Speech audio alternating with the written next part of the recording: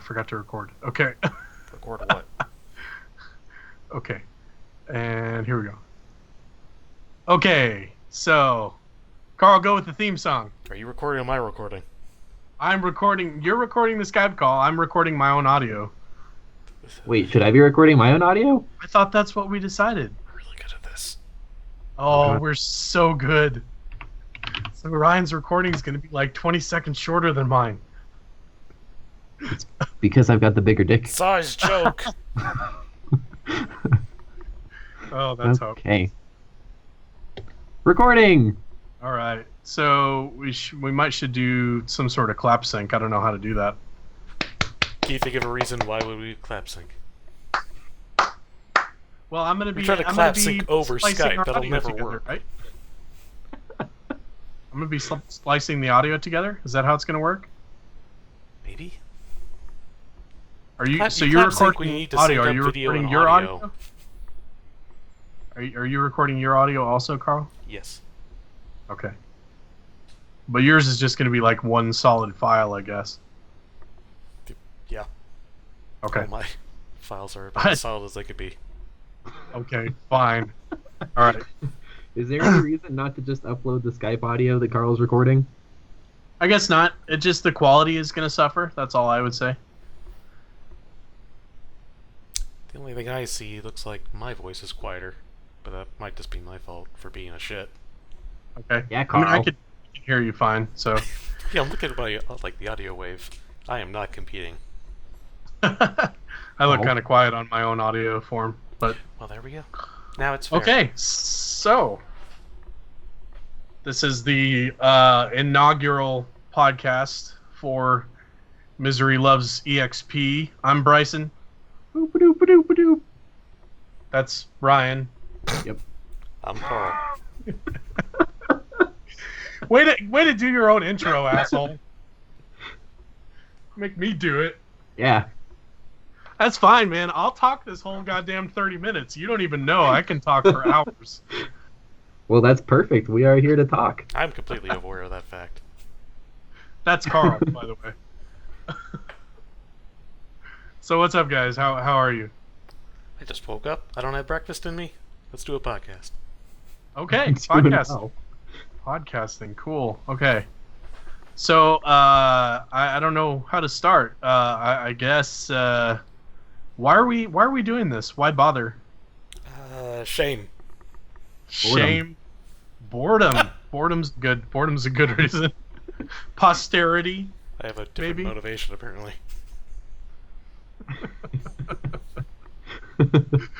Yeah. Well, it's good. It's hopefully we can get some ideas out there and maybe do this on a semi-regular basis. We've been trying for a couple weeks. It's alright. We got here eventually. We did. So what are you guys playing? What are you guys playing right now that's itching your scratch? What kind of itch are you having That's that Pretty games personal are question. scratching? That's gross. I just got Momodora, Reverie Under the Moonlight, and it's great. Momodora. It's like... It started off, I think, as... I looked it up. It was like a mod of Cave Story, the first two. Mhm. Then the third one was like a total built-up from the ground, sort of Cave Story-esque kind of platformer or fighter. This one is supposed to be a prequel of sorts, even though the lore doesn't really carry over a whole lot between all of them. Mhm. But it plays a little more like a Castlevania kind of Dark Souls-y type thing, and it's quite neat. I like it a lot. Kind of roguelike sort of. Nah, not so roguelike. More, yeah, just Castlevania-ish. Okay. It's like there's a Ray big map. Metroidvania. You go Another find side items scroller. to unlock different doors, and yeah. Yeah. And I just turned into a cat. It's great. So I was looking through my Steam library the other day, and I gotta say, side scrollers are definitely my least favorite type of game. But I probably have more side scrollers than anything else. That's like the indie jam lately, though, right? Like over the last few years. Yeah. I guess it would be. Like, oh, I'm gonna make this neat indie game. It's gonna be a side scroller. That's probably because it's easier to do artistically than a full 3D environment would be. I don't know. Sprite work is pretty. Well, I mean, if you do good sprite work, that's going to be harder than doing just a model. I suppose. But a game like Risk of Rain would be less, I mean, programming and graphics intensive than something like Far Cry 4. But again, done on different engines, done with, AAA developers versus indie. Yeah, I think depends. pixel art's a pretty specialized thing, but I mean, you don't even have to do pixel art necessarily for a side scroller. Right. I mean, you could do something like Limbo wasn't pixel art, was it? It was more No. hand-drawn, No. which is a whole other beast Right. Yeah. of drawing. Right. But no, I've definitely That seen was- Risk of Rain get down to like single frame rates. Yeah. I think I play the game with, obviously max settings, which isn't saying much, but I don't think I've seen my frames drift that much. I think there have been a couple times, like when we've been playing multiplayer online, that it's dipped really low. Like if all of us are making like explosions and stuff. Sure. Yeah. Yeah, I wonder how much of that is actual like game, resolution lag, and how much of that is internet lag. Because I wonder how it. I don't know. I don't want to get too technical. I was thinking more on the side of your PC is the one that's rendering everybody's moves, I guess, because you're transferring your input to their computer, and then I don't know how all that works. I'm not good at multiplayer, so. From what I've You seen, don't have to Risk tell of us Rain that, is Bryson. pretty liberal how- about placing your character in other players' characters. Mhm. I've seen it jump around a lot, just like people darty around the screen. Mhm. But no, even just single player, I've seen the frame rate dip. After like maybe running for, like, say if a run going for like 2 hours, you just have every single item, and there's a million particles going off at the same time. Oh That God. makes And sense. then you're fighting that many enemies, then they're all doing the same thing. Right. Yes, then it dips. You can make pixel Yeah. art slow. So for me, I just bought Tomb Raider, Rise of the Tomb Raider. Is that the first one, second one? It's the second one. Yeah, it's the second reboot, you could say. Of the reboot, yeah. Yeah, the reboot. It's the second, the sequel to the reboot. Yeah. Is it Uncharted? It. Okay, so I played Uncharted. I played at least I haven't, the first so. two. You could say that, yeah. I prefer. I mean, for obvious reasons, I prefer Laura Croft's character to Nathan Drake, but there are two reasons. No, she actually there's been a lot of character development. The first reboot, as it were, she's kind of just along for the ride. She gets stranded on this island. I won't spoil it because I know Ryan's about to start playing it, but essentially, she goes through this whole thing trying to figure out why these people are on this island doing what they're doing. And it leads her to find, these various tombs that have, these kind of spiritual implications and paranormal, as it were, things like that. So this is kind of a continuation of that, but in this one, she's really more obsessed with finding out, kind of what her father was doing. And, the game kind of does flashback sequences to her and her father when she was a little girl talking, and basically he gets shamed for following this path to try and find this artifact and things like that, and things happen. I won't spoil anything, but it's good. It's really they've really taken an arc with her character, different. I mean, I played a little bit of the old Tomb Raider games, and there didn't seem to be very much story. It was mostly just pixelated boob simulator. Mm-hmm. And this is definitely. I mean, they have graphics More algorithms. Yeah, they have graphics algorithms specifically designed for the hair on her head, which is really cool because she looks. I mean, it looks really, really good. Is it using Hairworks? Using what? Is it Hairworks that they're using for it? Hairworks, yeah. It was on AMD was the first one who developed it actually for the previous reboot, Mm, and then Nvidia got a hold of it and turned it into Hairworks okay. for this one. So Hmm. yeah, or Crystal Dynamics, I guess, are the people who developed it, and they're the ones who took AMD's code, which they actually made open source, and they kind of Whoops. modified it a little bit. So I know they use some of the Hairworks stuff for The Witcher 3 as well. It's beautiful Yeah. looking. Well, with The Witcher 3, there was a big fiasco over Hairworks and it, like, shutting down the game because it was messing with it so much. Hmm. But yeah, that's just why I asked, because I was thinking of that. right, yeah, but it's a great game. Definitely have been enjoying it. I'm probably about 10.5 hours in, and I Nice. think I looked at my completion percentage, and I was at 30%. So looking about a 20-hour game, which is fine. That sounds pretty perfect to me. I'm also trying to get all the collectibles because Hmm. I was I just gonna ask if you were on your road to 100%ing it. I'm trying to. Gotta collect everything. The, You're raiding tombs. Gotta catch so 'em all. Laura Croft Well, is most basically games- a dwarf. You gotta collect all the Collectibles. gold. most games, with collectibles, they either put them kind of on the route you're going, but out of the way enough where you have to divert a significant amount to collect all of them.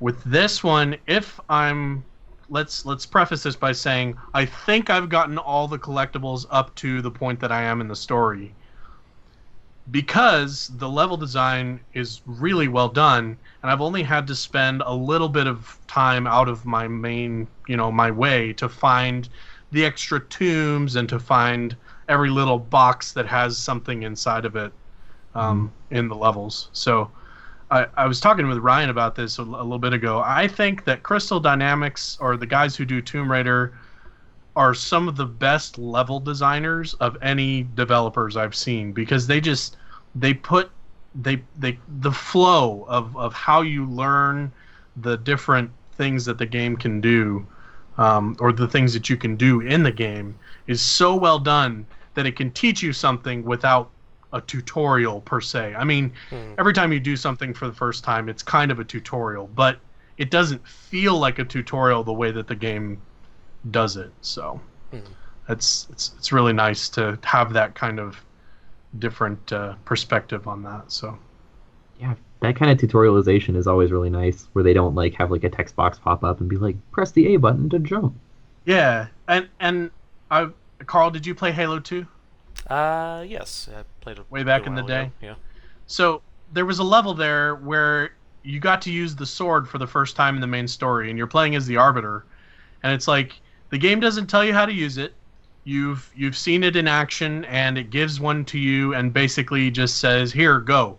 And you find that it's like the most effective tool for fighting the Flood, because the Flood are assholes, and the sword just slices right through them. So I don't know. That was another thing. There was this guy who did this thing called Great Levels in Gaming, and that's one of the levels that he talked about as one of his favorites. So, um, I've seen anyways, Super Mario Brothers like 1-1 like dissected so many times like in that similar fashion.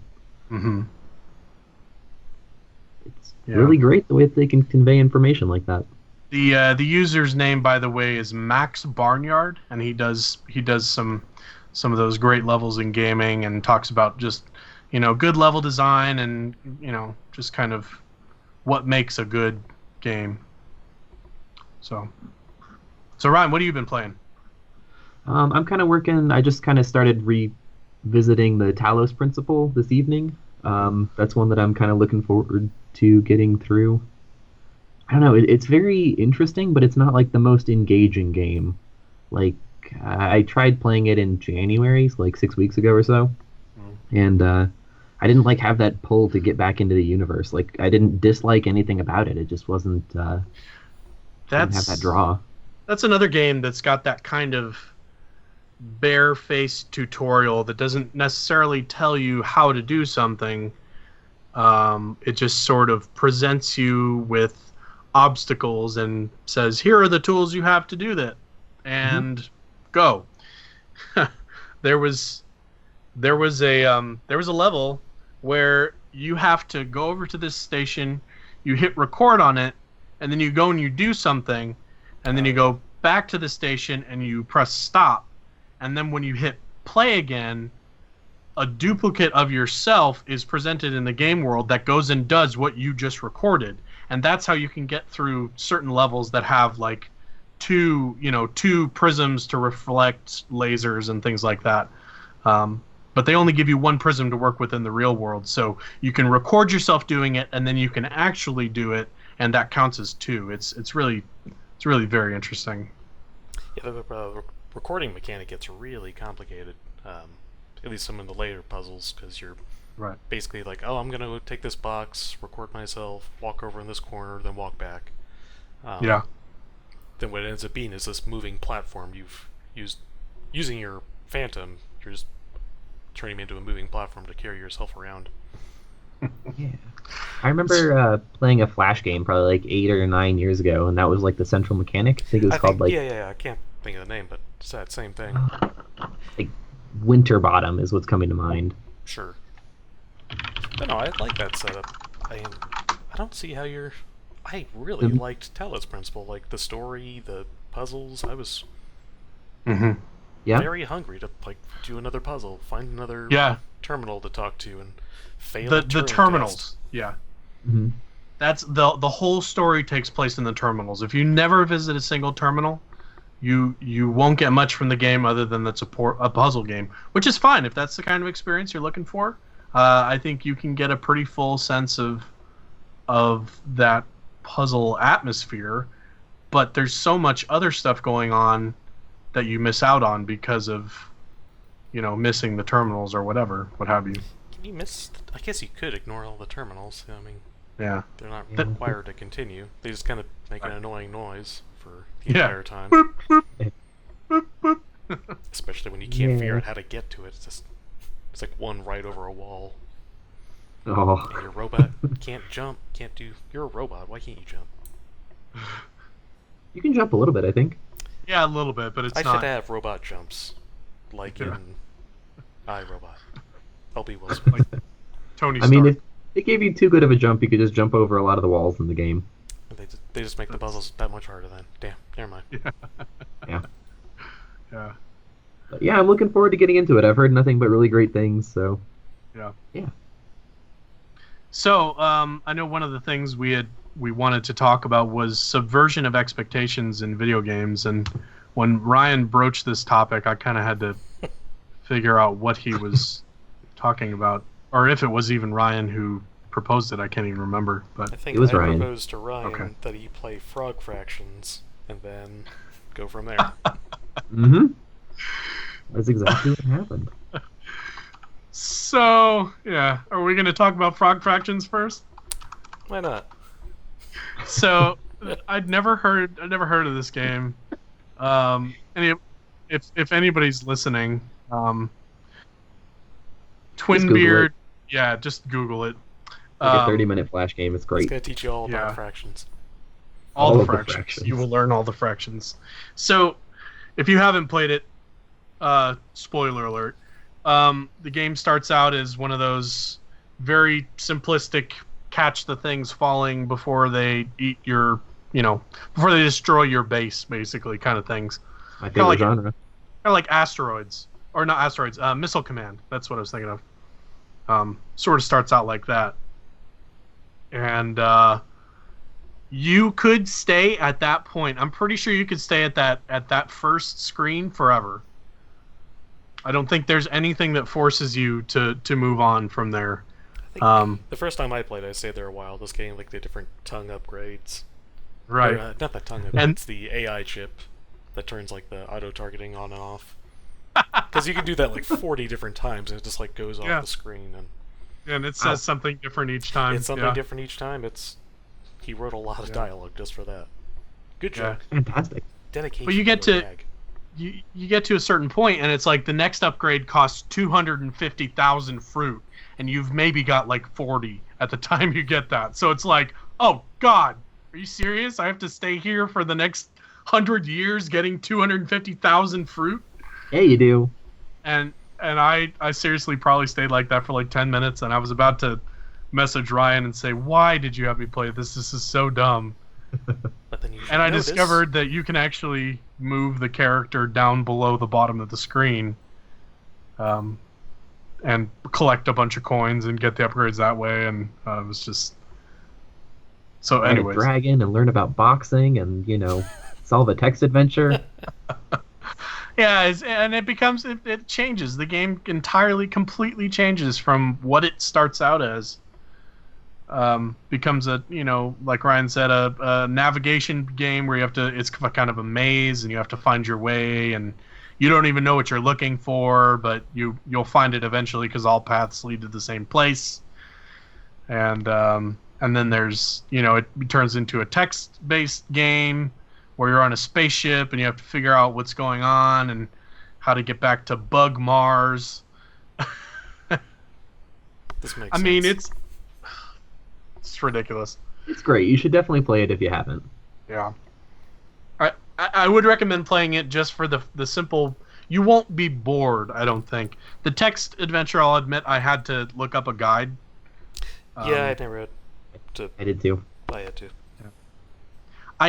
I played some text-based adventures when I was a kid, and I did not want to revisit those days.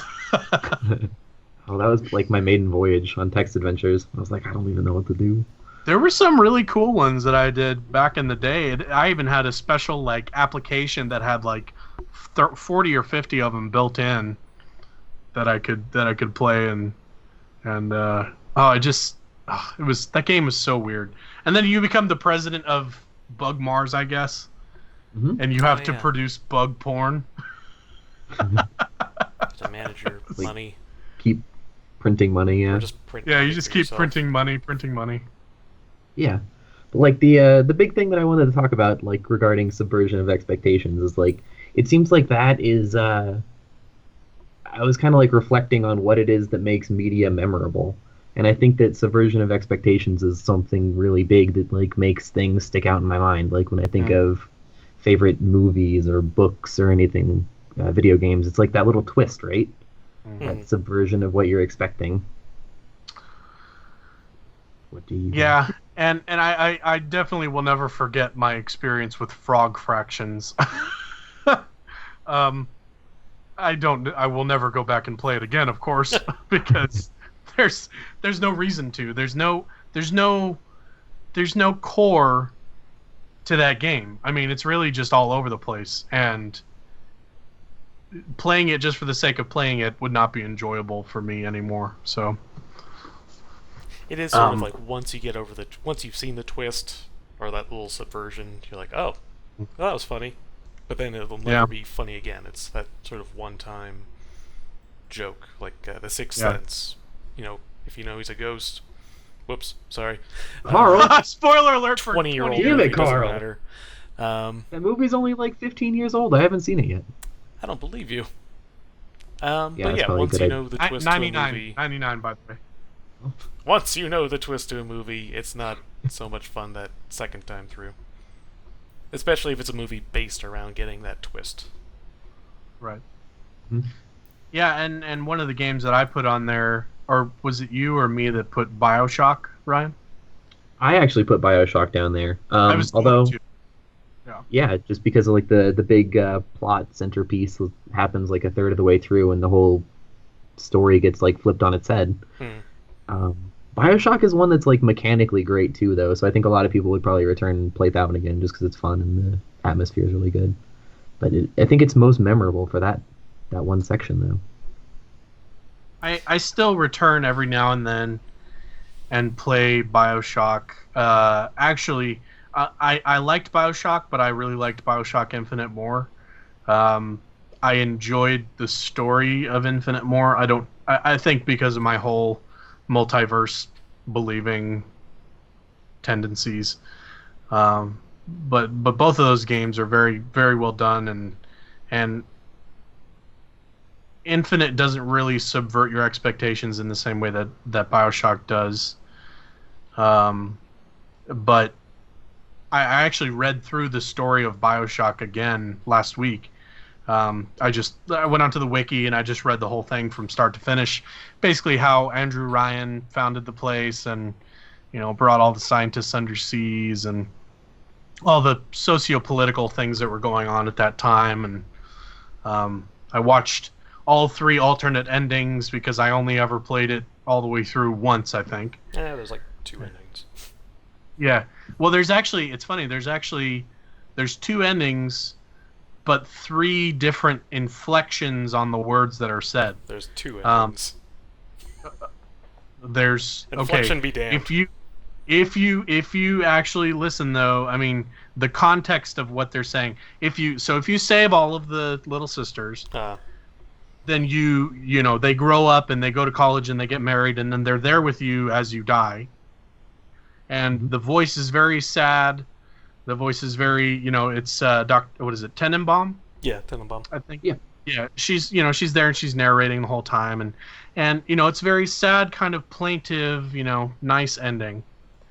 If you killed all the little sisters and took their atom, then she's very, very angry in her speech. And, she's like, you took what you wanted. And then you watch the world burn, and the whole scenery in the background is the splicers coming up to the surface in the bathyspheres and, wiping out the population via a nuclear submarine. And then there's the third one, which is where you save some of the little sisters, but you harvested a few. And she's actually sad. Like if you listen to the tone of her voice, it's actually different than if you killed all of them. She's more of a sad. It's more of a sad voice than anything else. More sad than angry, I would say. That's the only change, though, and it's still you causing nuclear war. And I suppose, but I think the inflection changes the story. I mean, so if I was to say, fuck you, Carl, I fucking hate you, you're an asshole, that's completely different from being like, oh, fuck you, Carl, you're such an asshole. Like, the inflection really changes the story of what's going on, though. I mean, even if the end result is the same, maybe just the journey is different to get to that ending. I don't know. The journey is like you accidentally harvested a little sister is the difference. And you didn't know better until the end. Or like how I played it, where I was like, okay, what would my character do in this situation? Well, having seen trusting Atlas and him telling me to harvest the little sister, it's like, okay, I guess my character at this point would follow what Atlas is telling me to do. And maybe later it's like, oh, well, I'm in a place where I need some more gene upgrades, so I'm going to need more atoms, so I'm going to harvest this little sister, or I'll save this one. I played it kind of. I know, and we'll get to that. I am completely a monster, just due to my very limited experience with Undertale, and Yes. we'll talk about that. But I tend to, in most games where you're given an option or a choice, I tend to play that game as I would play it if I was in that situation. And I don't know if I'm like the only person that does that, but I mean, except for like, I don't know, something like Just Cause 2. It's like I certainly wouldn't throw all the grenades into the fuel tanks and watch them explode, but if I was a rogue agent sent there to, topple a dictatorship and bring order to the region, I would probably be doing that. So I have to ask, like, I know that you have played some Saints Row. Mhm. Would you beat a man to death with a dildo sword? I have done that on multiple occasions because my character is a maniac and completely detached from reality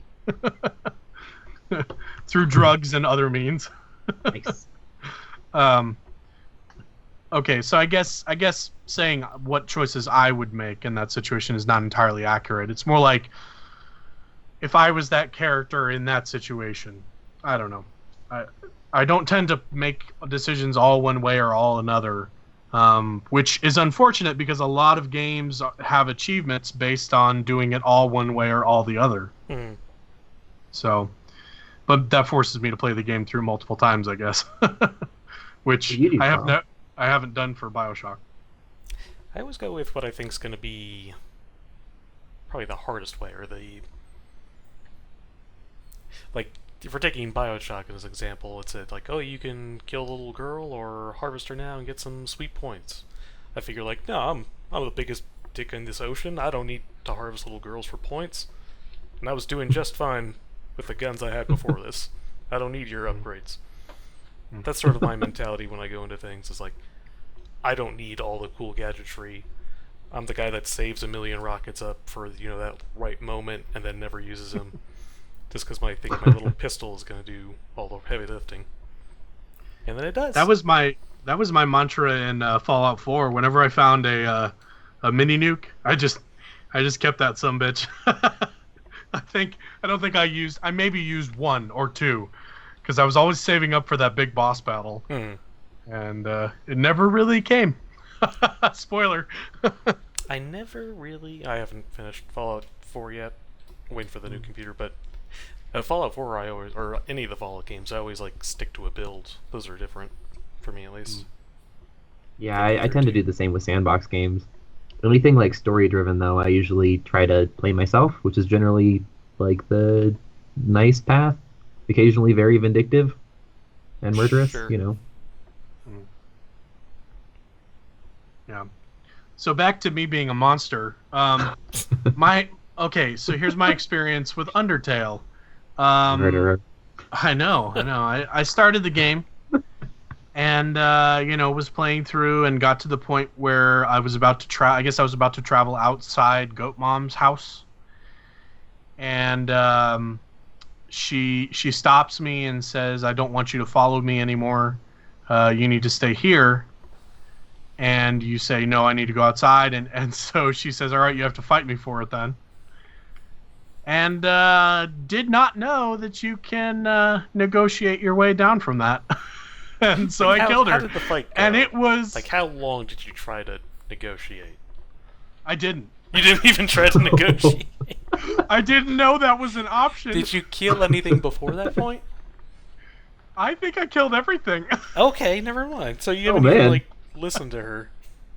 You're a monster. Completely Yes, just I ignoring miss- your mother.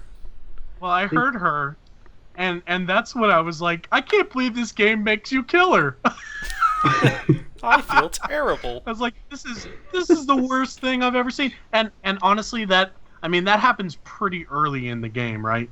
It happens in the demo if you played the demo. So Yeah, I think that's the tail end of the demo. Okay. And that was honestly like I'm not gonna lie, when I finally killed her and she was laying there with her dying words, I started crying. I was like, this is the saddest thing I can't believe the game is making me do this. And I told Ryan and Carl about that the next time we Skyped, and they were like, "You don't have to kill her. You don't have to kill anyone. don't You have to kill monster." anyone. Oh God. And since that point, I have not gone back to play any more of it. You should check it out. Like, I would really recommend it. The Yeah. game has a lot of heart. Yeah. If it's anything like the demo was really bad about, like, if you did something like that in a previous playthrough, you would, like, remember it for the next playthrough. It's like, you can't just come back and restart the game. You killed her. They're like, oh my god, why do you know this?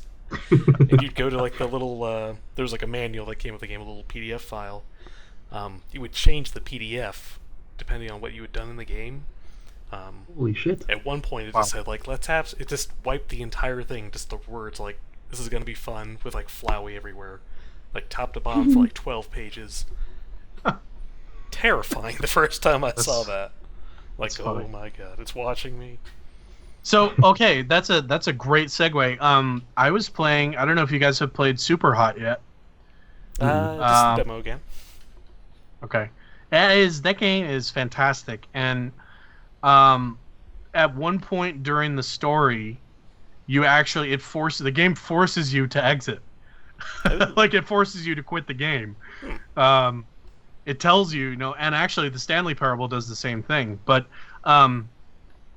yeah, you get to a certain point, and there's this disembodied voice typing words to you Hmm. on the screen, and it says exit the game. You need to exit the game right now, or something else. I can't remember exactly, but basically forces you to actually quit the game and then go back in if you want to keep playing. And Oh. story picks up right back where you left off when you quit.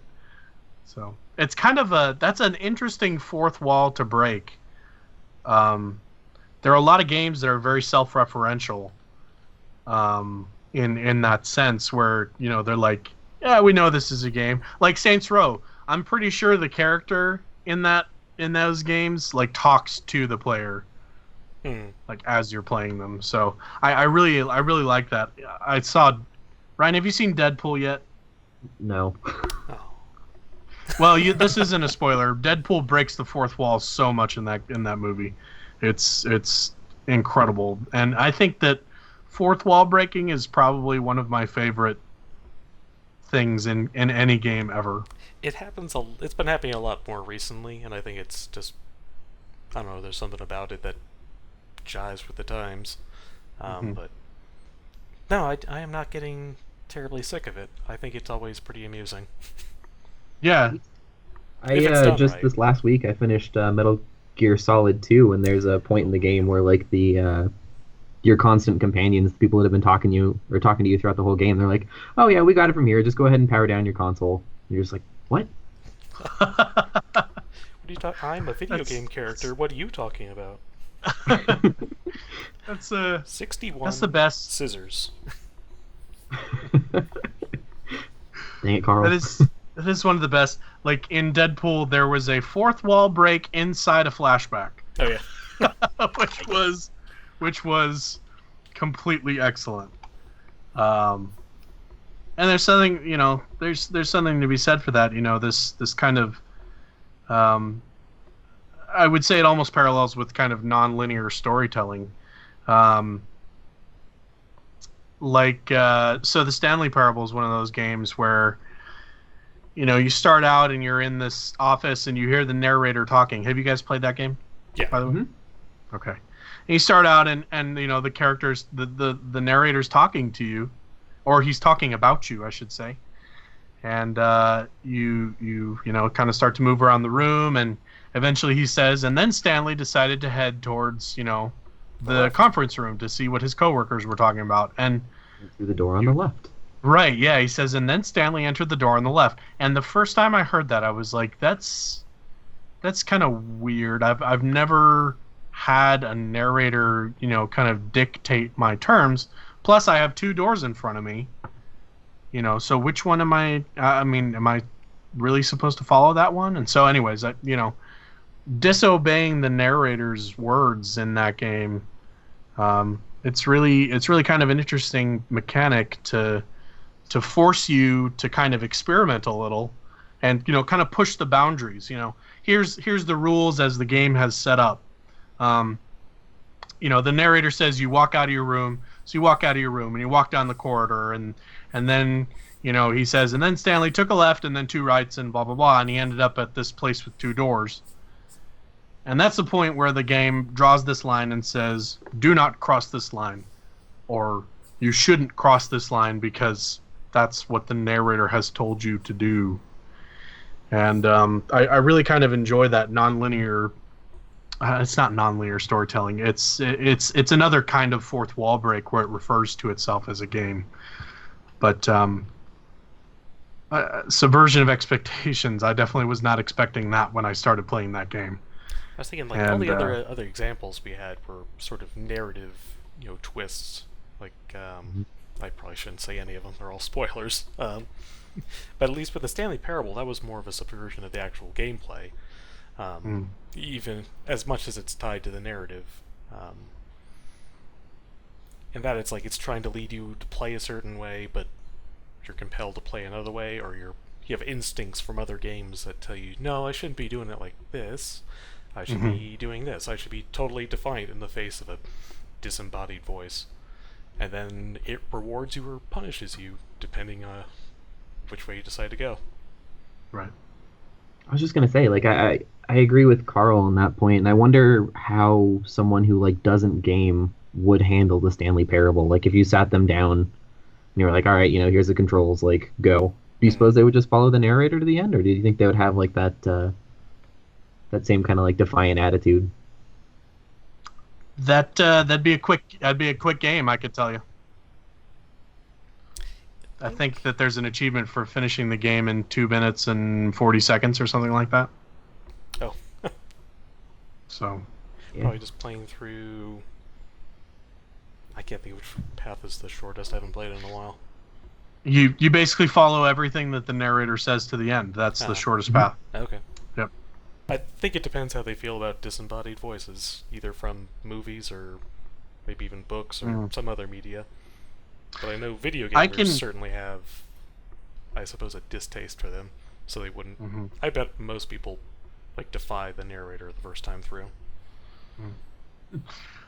I can say that when I first played through, for some reason, at the point where it probably wasn't the first time through. Like when he said, and Stanley took the door on the left, I was like, okay, I'm gonna take the door on the right, see what happens. And so I took the door on the right, and it's like he starts talking about what I'm doing, and I'm like, for some reason, that it's not a horror game, but for some reason, the fact that he was commenting on actions that I was taking in the game terrified me. I don't know why, but I legitimately had like a fear response to that game the first time I played it, because I was like, this is clearly like, even though I'm playing this game, I'm not the one that's in control. And that's like one of the biggest things in like horror games that can really kind of, I don't know, I'm not in control of everything that happens in the game, you know, and that's scary for some reason. Play Undertale. Play Undertale. Plus, yeah, that's even better. That's really, really good writing. It's predicting it. I mean, there's only so many options it gives you, but like once you pick one of those options, that's a choice that you yourself have made, and it's able to like start attacking you for that choice. And then like once you yourself, the player, is under attack, you feel more threatened. You, I don't know, probably keep defying the guy, and it just gets scarier and scarier from there. I would like to see more games with that many diverse branching paths that it can actually hit that many different players, because normally that's just, you know, pick the Paragon or the Renegade choice, and then that's your input to the game. I think that's kind of like segueing into like a morality talk a little bit that I think we should definitely talk more about at some point. I mean, maybe not like right now, and that's but it. That's all there is to it. Yeah. That might be a topic for another cast. No, I feel like we could talk. It's lame. It's not enough. It needs to branch out. Okay, that's more. fair. No, like that first Defiance path is great. It's like, take the door on the left, and I'll go right. All right, we'll walk this way. I'm jumping off the platform. Pick up the phone. Unplug the phone. And he's like, all right, you're not playing. I won't either. And then the game ends. Yeah. That's great. It's so funny. Maybe we should skip right ahead then to I don't know, how do you guys derive worth of games? And this can be a quick topic. It doesn't, you don't need to get into depth. How do you determine, how do you feel like a game is worth what you paid for it? This wheel roll. The $1 1 hour. I mean, I guess. Yes. It's always true. It just, okay. We paid, so Ryan, you bought Dive Kick, right? You made him buy that. We played Dive Kick last week, and that's a video that'll be coming up at some point, maybe. We recorded it. I don't know if we'll release it. It was bad. It was bad. So I got that game. We got that game in a Humble Bundle, and it was exactly $1. And I think I've played it for exactly 1 hour. That's it. I don't think I will play that game for a full hour. 40 minutes. Could have sworn I had it. I don't. It makes me sad. Yeah, that game was just weird. But I don't know. I still want to think try that. I mean, if you're going to be paying the developers who made the game, you know, how many people buy a game? If $1 an hour is the thing, is the, you know, the worth of a game, how many people have to play that game in order for the developers to make any money, you know? If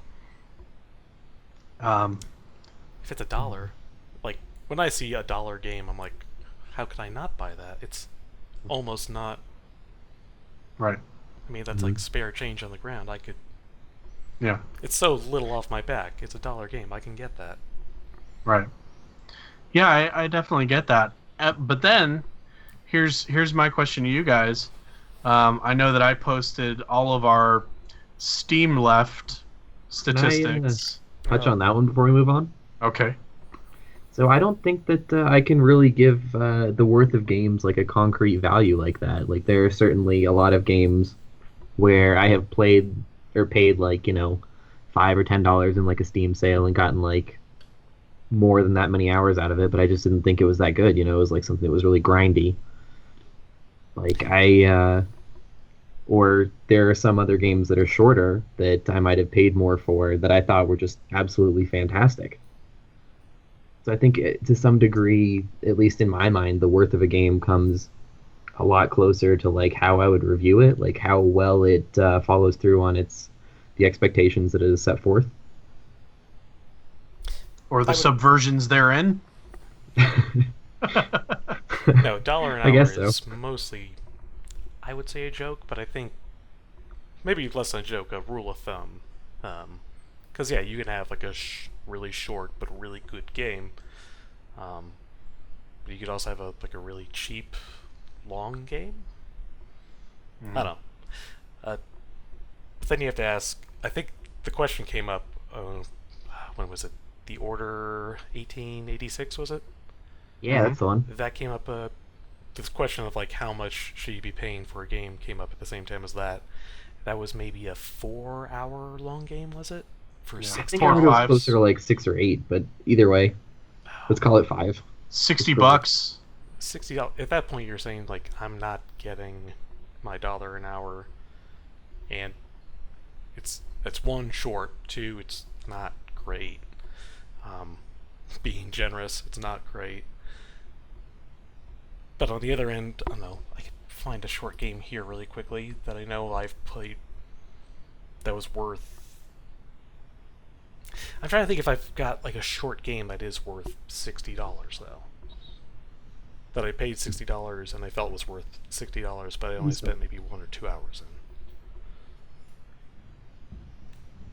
Yeah, I don't know that I could do that right off the top of my head.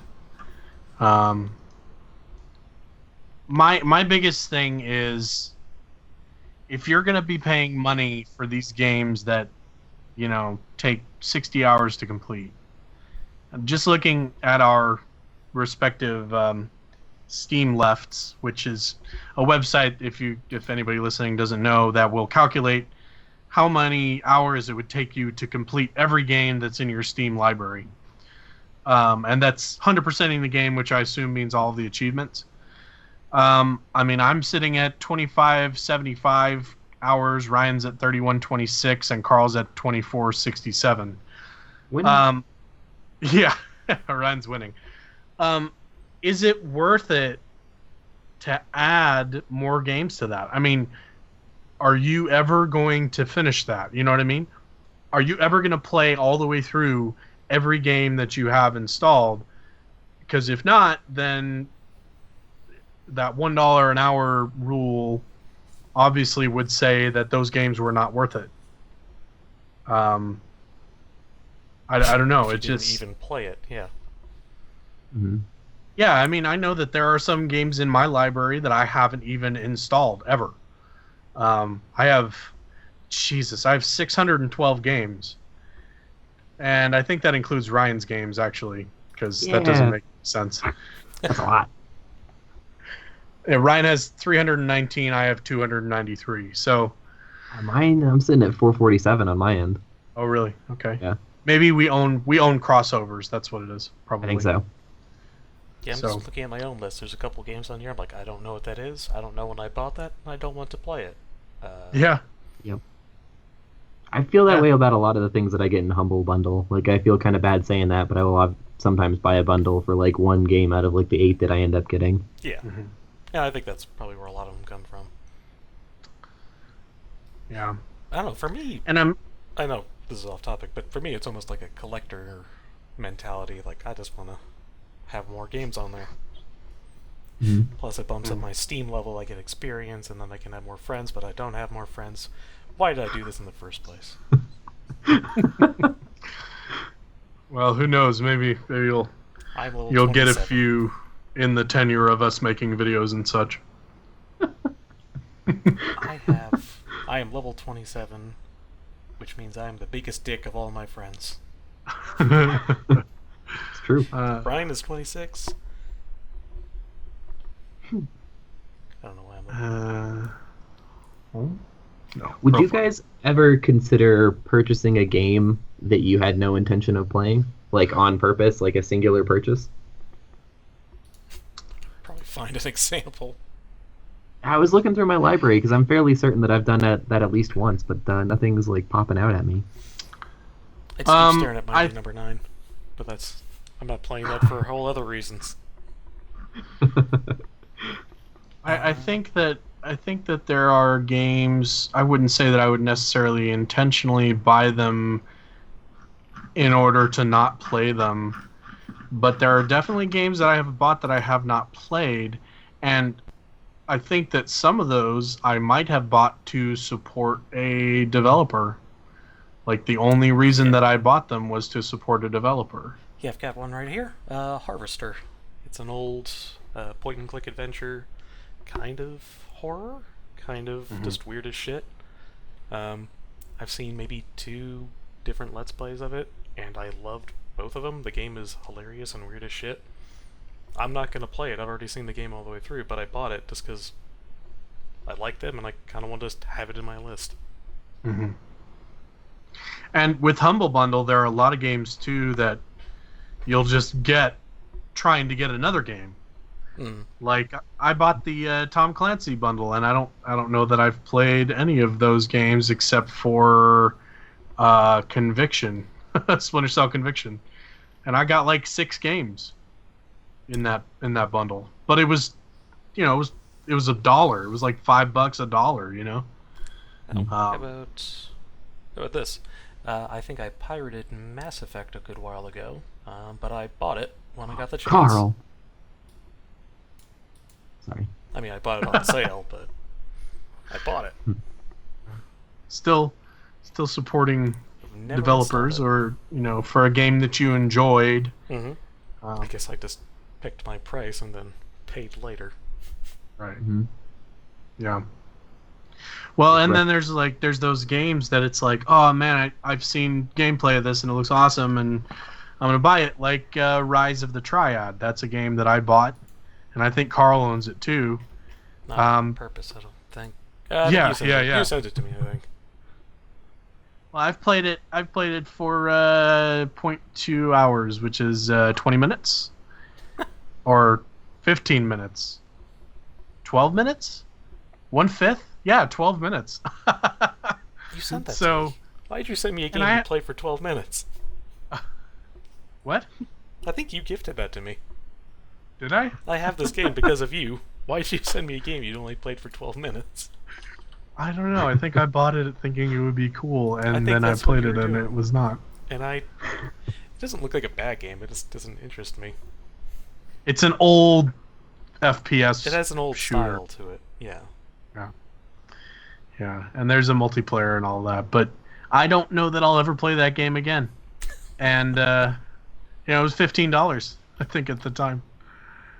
So that's Before the money Steam on. refund policy. I suppose I could. Okay. Yeah, that was kind of the whole reason for this What Are Games Worth, because Steam's doing that refund process now.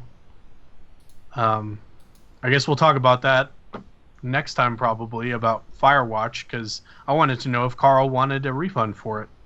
I am interested to hear Carl's thoughts on Firewatch as well. I have my own opinions on refunding and kickstarting and everything else, but yeah, we could save that. We're coming up on an hour.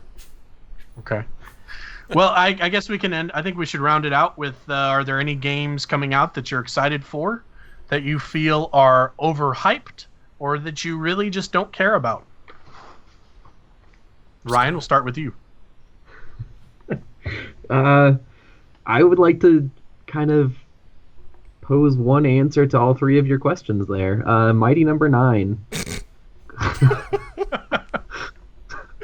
started tears out keep really flowing. excited for that game. And, it got, like, really overhyped, and then, like, the demo came out, and there's been, like, 18, like, pushbacks on the release date. It's probably never going to come out. Mm. I'm kind of to that point where I'm not sure if I care. Mm. And the demo wasn't very impressive. I agree. Yeah, not my cup of tea. Very underwhelming for what I paid. Hmm. There's a little plushy, like it's one of the Zells, one of the little like sprightly characters from Mighty Number 9. I got a little plushy one because I paid so much, and it's sitting on top of my one of my dressers. I think I'd leave it there as a reminder not to kickstart things. In fact, I've got a lot of things kind of sitting around in my room that should be reminding me that, but I think they're all just a little out of sight because I'm staring at a computer screen, promising me nothing. No, I think the next upcoming game, though, that I'm excited for is probably Dark Souls 3. Yes. Dark Souls 3 coming out next couple weeks, right? I think in about a month. April? Didn't it get pushed back? Did I it? think it's like last I early- saw it was March 27th. I want to say it's April 12th. I was thinking the 12th as well. I think it was March, but they Initial release date March 11th. we could have been playing it this weekend, Ryan. On Steam, it says release date April 11th. But we Oh, could wow. have been. Okay. Did you Could've. Google it? Because I think they're releasing it earlier in Japan. I don't know if that's what you saw. Oh no, Maybe. I don't like when they do that. Because then there's We can get spoilers invaded and everywhere. destroyed on day one, Carl. I could be spoiled on day one about the story. The story. So, I did see that game has 4-player co-op, so that might be an interesting let's play at some point. Yeah. If I buy it. No, I think it was Price- 2 or 3 before, wasn't it? Yeah, I think before there was at least 3, but you should definitely try one of the previous ones, Bryson. Like, use my Steam library or something. Yeah, go play. I'm gonna first. tell you right now. I tried to play that fucking game for an hour and a half, and I couldn't get it to work with my controller. Try Dark Souls 2 or something instead. Try 2 then, I guess. Okay. Yeah, I like the first one better, but try 2 if first 2's one a didn't little work. more cleaner and modern and built for PC. Okay. All right. I'll attempt that. What are oh. you guys excited for, overhyped, Yeah. and don't care? Was gonna ask Carl next. Depending, like once my computer comes in, I'd probably say The Division, but I don't know. Hopefully it turns out well. Past that, I'll say the new Star Fox game. That's coming out pretty soon. Mm-hmm. Yeah. I would agree with you, Carl, that The Division looks like it might be fun. Ryan and I played a bit of the beta Mhm. when it was out, and he thinks that might also be something fun for us to play together. Possibly. I don't know. I might wait for a price drop on that one. It's I'd be on board with that. yeah. It's just, man, games are just they're pretty expensive these days. Although, I'm going to do a plug just because I can. Oh. IsThereAnyDeal.com will find a bunch of cheap games for you. Are we getting Maybe they'll sponsored? sponsor us someday. Maybe. Make them pay first. Don't plug them. I would say No, the wait, games... I got one. Lemonparty.org or whatever. Do not. No, What? don't go there. Don't Carl. go there. Why would you say that? Go into You're gonna get us- YouTube. Type in. You're going to get us permabanned from the internet. We're being sponsored. I have to do it. Play Lemon Party. All lemon parties. Games. So the games that I'm excited for and overhyped, and games that are overhyped, I think they're the same game, and that is No Man's Sky. From the gameplay footage I've seen, that game looks amazing, and that's why I think that it's probably going to be a failure. Oh, no, wait. Okay, let me reverse my answer. I'm excited for No Man's Sky. A game that's overhyped, Star Citizen. That's just if never that coming game- out. What? That's just never coming out. I was gonna say, if that game ever comes out, I will eat my own fist. But damn it, I forgot. There's in the corner of my desk. There's a bunch of little Star Citizens like badges covered in dust. Oh. Damn it! Gotta stop. I have a problem. It's called hope. It's I amazing. know, right? I just can't believe how much money that goddamn game has made, and it hasn't even gotten to. It hasn't even been released at all. There's playable modules. That's a thing. You can walk around a ship in a hangar. The stretch goals page goes all the way to $65 million. Go to Holy hell. hell. Stop. Hang on. That's their last stretch goal. They have raised a total $109 million. Good lord. It's a cult. And there are no more stretch goals. No, can't- there's one more stretch goal. It's called release. How many millions of dollars does it take for release? We'll never make I it. just can't believe it. And you know, you hear about these people who've spent $700 on a virtual ship that they can't even play with yet. They will be able to. But then they're going to blow it up. I don't know. Goodness me. All right, well, I guess that about wraps it up. I think we should also say that this podcast is going to have the title "Would You Kindly?" I think, right? No. Oh, I don't care. No? Would you kindly agree with me, Carl? No. So we're going back to Stanley Parable. See what I'm doing. Going through the right door, damn it. All right. Well, Tell me when to hit stop. thank you for 'cause I'm ready to joining us. stop you at any moment. I'm trying to do an outro, Carl. We need like that sweet British dude to do an outro for us. This has been Would You Kindly? All right. Let the camera roll. Follow us on Twitter at Misery Loves EXP, on Twitch at Misery_Loves EXP, and on YouTube search for us at Misery Loves EXP. And watch for our videos; they'll be coming out at some point. For Misery Loves EXP, I'm Bryson. I'm Carl. I'm Ryan. I fucking hate you guys. Can't. I hate you guys so much. That's so... Bye. Bye. Bye.